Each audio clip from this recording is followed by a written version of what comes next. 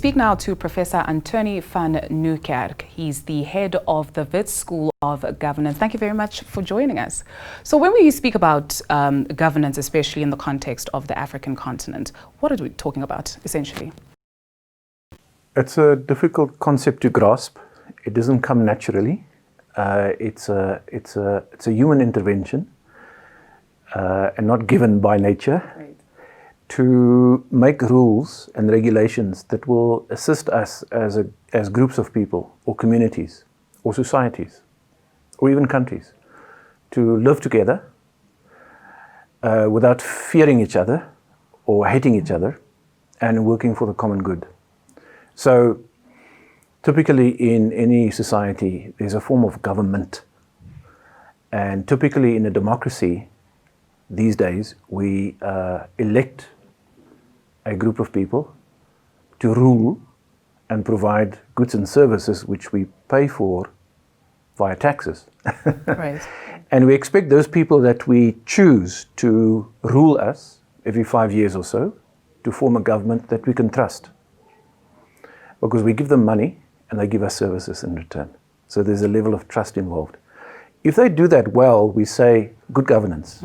If they don't do well, we get a chance to vote them out of power in the next round of elections if the rules work well.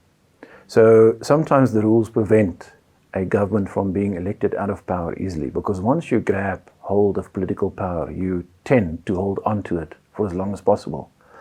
So over time we've evolved all sorts of mechanisms and rules of the game to make sure that once you're in power, a prime minister, a president, a king, that you rule over a group of people within certain parameters. And that's what we call governance. Governance is about who has power, how it's controlled, who benefits from the exercise of power, and how can we hold those who have that power accountable for the choices they make. So when we talk about governance, we talk about the relationship between a group of people and a smaller group that were entrusted with managing the affairs of state.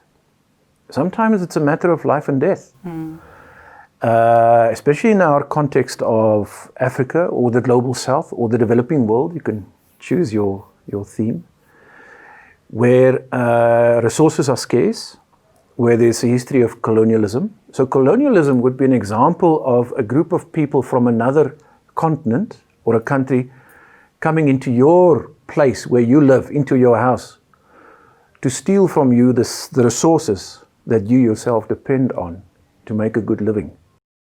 And they replace your rule or ruler with their own. They don't ask for permission, they enforce it upon you.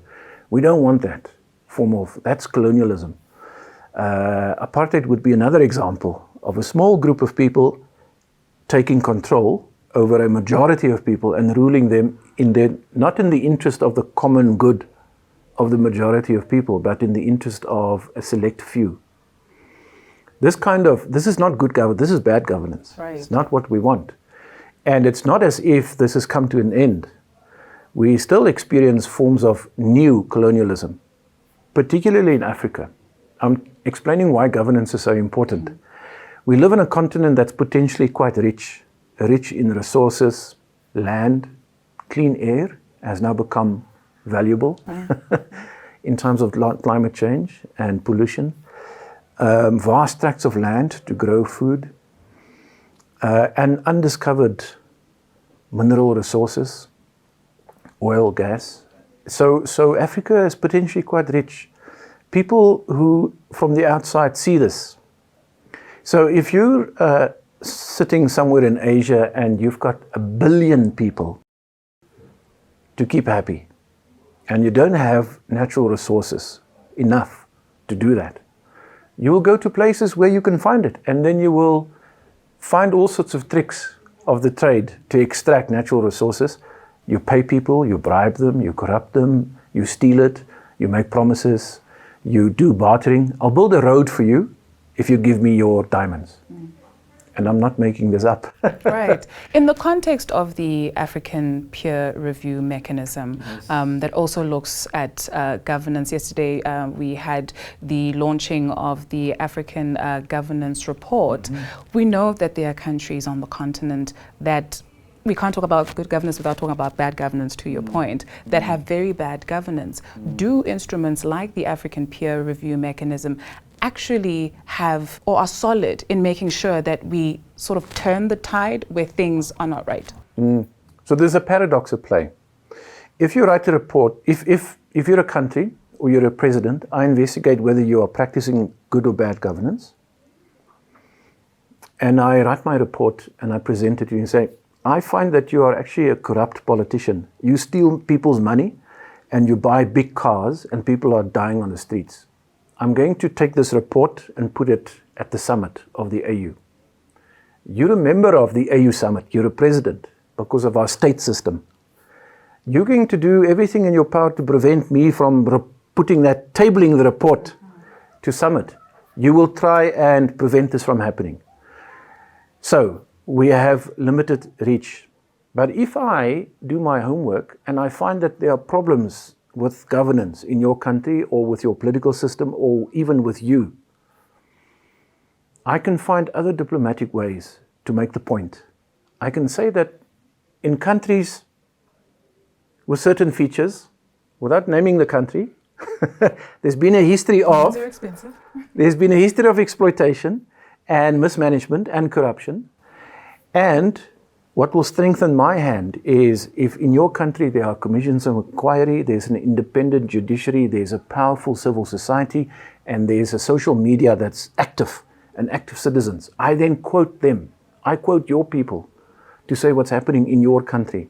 And then the best that I think we can do under difficult conditions like this is to use the power of example, to say it doesn't have to be like that. There are examples of countries in Africa where the opposite happens. Regular elections, no violence, etc., etc. And in that way, the power of persuasion. And isn't this the meaning of peer review? So as an academic, I know peer review because I write an article. My colleagues, my peers, will test me to see if I wrote something that is of value. They will peer review my article. They will test whether what I say is good enough.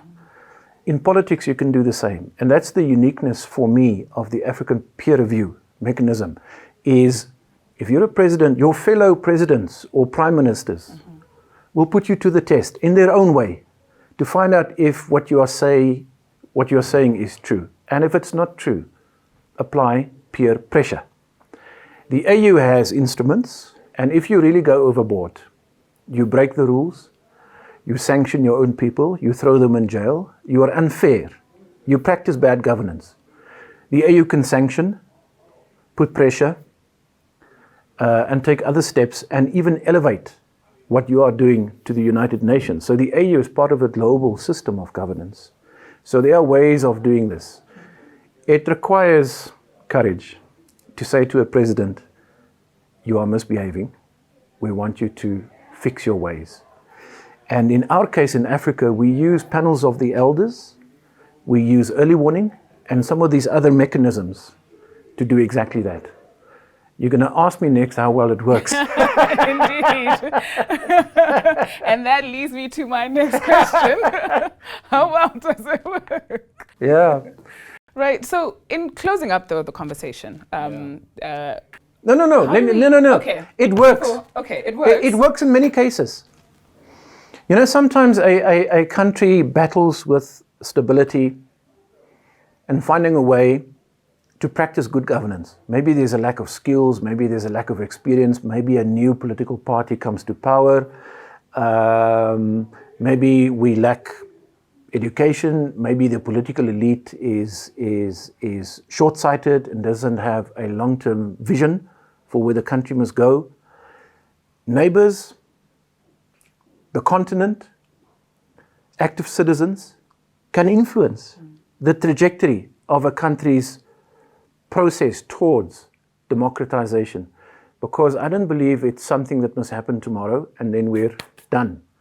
we're talking about long-term processes and learning processes and learning from each other. As a South African, we need peer pressure to help us overcome our own obstacles with bad governance. We went through a bad patch of 10 years under the previous president. Imagine none of our African counterparts, compatriots, civil society, media, academics, friends told us and kept quiet and didn't say one word about the obvious corruption that was happening in South Africa. We would probably still continue because nobody is telling us to improve our ways. And we don't. There's another paradox. If a European comes and says to us as Africans, you must improve your ways, we dismiss.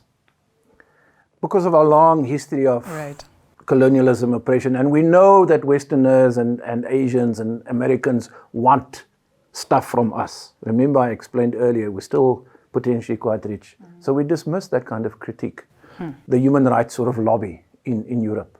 Right.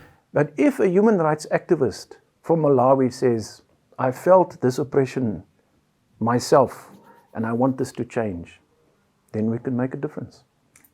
We only have one continent. This is home. So it's in all of our best interest to make it work. Thank you very much for your time, Professor Anthoni van Nieuwkerk, and he's the head of the Wits School of Governance.